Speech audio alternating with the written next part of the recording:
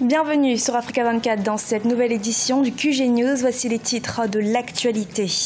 En Gambie, 10 des 18 ministres du nouveau gouvernement du président Adama Barrow ont prêté serment ce mercredi 1er février 2017. Parmi eux, des figures de la lutte contre l'ancien régime de l'ex-président Yahya Jammeh. Le secteur privé guinéen, toujours pas remis de l'épidémie d'Ebola, premier pourvoyeur d'emploi, il est confronté à des difficultés et notamment l'accès au financement. Et en Angola, les travaux de déminage se poursuivent 15 ans après la fin de la guerre civile. Les Angolais peuvent de plus en plus cultiver la terre en courant moins de risques, même si le déminage est encore loin d'être terminé. Mais tout d'abord, après la réintégration du Maroc au sein de l'Union africaine, Mohamed VI poursuit sa tournée africaine. Après le Soudan du Sud ce 2 février où plusieurs accords de coopération ont été signés, le souverain est depuis ce jeudi au Gabon, une visite privée dans ce pays, premier destinataire des investissements marocains en Afrique centrale.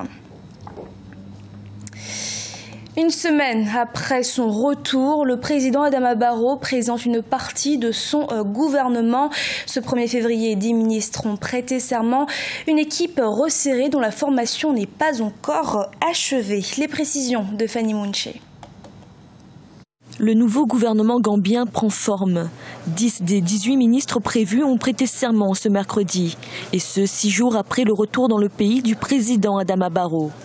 Reste encore à attribuer 7 autres portefeuilles, des nominations qui prennent du temps car le chef de l'État doit négocier avec tous les partis qu'il avait désignés candidats à la présidentielle. La consultation de la grande coalition qu'il a soutenue pour aller à la présidentielle a mis un peu du temps et on peut expliquer ce retard par ces consultations parce que c'est un genre de redistribution du gâteau pour tous ceux qui l'ont amené à remporter la bataille face au président Jammeh, à l'ex-président Jammeh.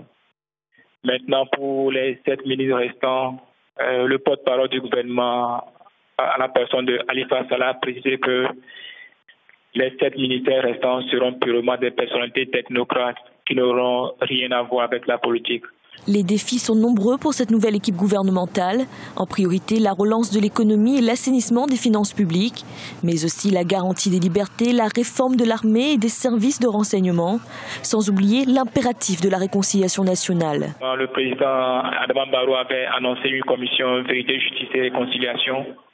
Donc la seconde priorité aussi pour lui sera de mettre cette commission en place pour que les Gambiens puissent se parler réellement, ceux qui ont des rancœurs, ceux qui ont été brimés pendant l'ère de Jammeh puissent réellement compenser ce dont ils ont souffert et s'il doit y avoir mesure de pardon ou des actions judiciaires. La Gambie sort d'une crise à rebondissement de 6 semaines provoquée par le revirement de l'ancien président Yahya Jammeh qui a annoncé le 9 décembre contester la victoire électorale d'Adama Barrow une semaine après l'avoir reconnu. Malgré la fin de l'épidémie d'Ebola, l'économie guinéenne reste toujours perturbée, notamment le secteur privé, principal pourvoyeur d'emplois. Et pour une meilleure relance, un dialogue public-privé serait d'un apport important selon les acteurs du secteur. Précision à Conakry de notre correspondant Emmanuel Milimono. Les entreprises guinéennes portent encore les séquelles dévastatrices de l'épidémie d'Ebola. La relance est un défi majeur, mais elles sont nombreuses à pointer du doigt des blocages administratifs et fiscaux, mais aussi l'accès au financement. Selon une étude réalisée par l'Agence de promotion des investissements privés APIP, 75% des entreprises consultées ressentent encore les conséquences de cet épisode sur le déroulement de leurs affaires. Maintenant, nous sommes dans une dynamique justement de mettre en place un cadre de concertation entre le secteur privé et la puissance publique. On attend beaucoup de ce cadre de concertation, justement pour faire avancer les réformes dont le secteur privé a besoin pour son épanouissement. Il s'agit de redonner l'essentiel à un secteur privé qui est la visibilité. Pour relancer le secteur privé guinéen, les autorités veulent se baser sur 5 leviers principaux, à savoir la formalisation, l'accès au financement, le renforcement des capacités, la compétitivité et la mise en place de meilleurs cadres d'exécution. Mais d'autres problèmes tels que la faiblesse du niveau d'information des entreprises sur les mesures et les structures en charge du secteur privé, ainsi que sur les questions de financement et d'assistance technique persistent. Nous, non seulement nous, mais tous les acteurs du public travaillons très dur pour l'amélioration du climat des affaires. Et ceci, c'est d'avoir des réformes qui vont permettre aux gens du secteur privé de mieux évoluer et d'avoir moins de problématiques. Le secteur privé est le plus grand pourvoyeur d'emplois en Guinée. La cartographie d'ensemble des entreprises révèle que 87% des entrepreneurs sont masculins, alors que 55% ont moins de 39 ans et 57% ont au moins le baccalauréat.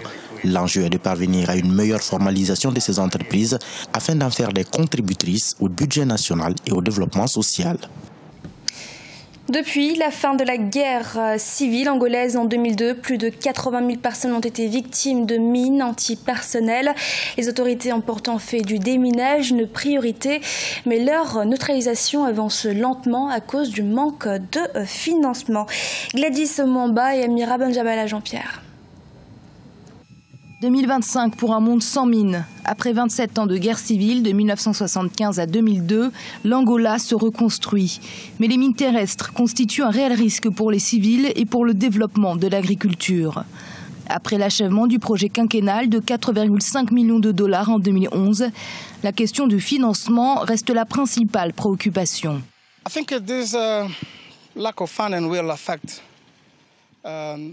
Je pense que ce manque de financement affectera l'idée de ce projet gouvernemental visant à étendre son économie parce qu'il y a encore des mines terrestres.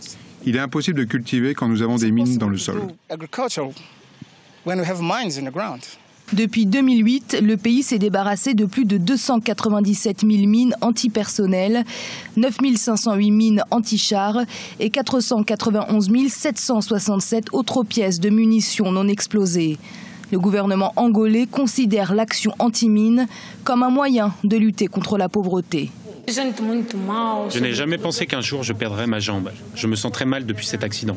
Je ne peux plus jouer au football. Maintenant, je compte beaucoup sur ma mère. Nous avons besoin du gouvernement pour nous aider. Je peux aussi aider les autres. Je peux devenir quelqu'un dans la société. Je peux travailler un jour et gagner ma vie. Depuis la fin de la guerre civile en 2002, plus de 80 000 Angolais ont été mutilés ou ont perdu la vie à cause d'explosions de mines. Depuis 2008, plus de 87 000 hectares de terre ont été déminés et plus de 1000 spécialistes du déminage ont été formés sur le sol angolais. On s'achemine vers la fin de la Coupe d'Afrique des Nations, édition 2017. Les deux sélections finalistes de la compétition sont désormais connues. Deux équipes qui s'affronteront dimanche 5 février. Un duel entre deux équipes de choc, le Cameroun et l'Égypte. Corinne Kandem. Les Lions indomptables du Cameroun en finale de la CAN 2017. Les poulains d'Hugo Brousse se sont imposés face aux Black Stars du Ghana, 2-0 à l'issue d'un match riche en intensité. Après un but du défenseur camerounais Ngade Ngadjoui à la 71e minute, c'est Christian Bassego qui crucifie le Ghana à la 92e minute. On vient de vécu un match plein, complet dans tous les plans. Et le Cameroun a démontré au monde ce qu'on est capable de faire. Parce qu'au départ, autant pour moi, les gens croyaient que le Cameroun était un outsider. Nous sommes très contents d'avoir gagné le Ghana ce soir. Personne ne nous attendait à ce niveau. Nous sommes très à rendez-vous dimanche. Nous allons gagner l'Égypte. Jamais vu au Cameroun. Ça a d'abord été une fierté pour le Cameroun et pour les Lions. Sincèrement, on n'aurait pas su que les Lions indomptables devaient arriver à ce niveau. Et nous sommes fiers pour nos Lions. Nous sommes fiers pour notre pays. Et on a espoir qu'avec ce match, nous pourrons résoudre notre problème. Le Cameroun, qui ne partait pas favori pour cette demi-finale, a assurément créé la surprise. Si beaucoup s'attendaient à un jeu beaucoup plus axé sur la défensive, les Lions indomptables ont plutôt fait preuve d'agressivité sur le plan offensif. Le Ghana, qui était dans l'ensemble dominé par son adversaire lors de la première mi-temps, a su rétablir l'équilibre lors de la deuxième. Mais contrairement aux Camerounais, les Black Stars ont manqué de réalisme. On n'attendait pas du tout ce Cameroun-là. On le savait, c'était un Cameroun quand même affaibli de par la défection de plusieurs joueurs majeurs. Il n'avait pas vraiment séduit en quart de finale contre le Sénégal, mais là tout s'est renversé.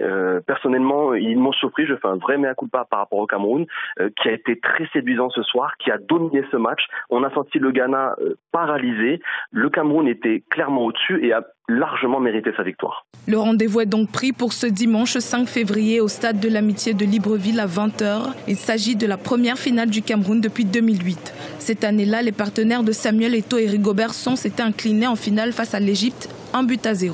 Les Lions indomptables ont donc l'occasion de prendre leur revanche. Ce journal a été réalisé par l'ensemble de la rédaction. Nous vous remercions de votre fidélité. Sans plus tarder, une nouvelle édition de l'actualité sur Africa 24.